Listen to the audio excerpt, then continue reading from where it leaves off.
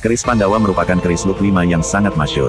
Nama Pandawa diambil karena jumlah lekupnya 5, seperti jumlah ksatria Pandawa yang 5 orang. Pada masa lampau, tidak sembarangan orang boleh memiliki keris ini.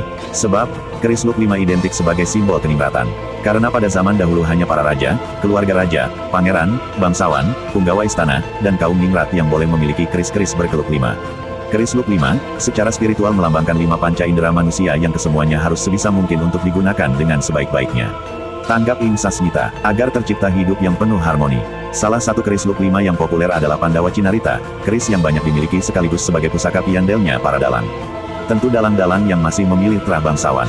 Ada lagi keris Pandawa yang terkenal, namanya Pandawa Lare. Keris ini termasuk wingit alias sakral. Sebuah bilah keris yang secara filosofis menyimpan kisah-kisah keteladanan dan sikap hidup Pandawa 5 lewat perjalanan batin seorang ksatria.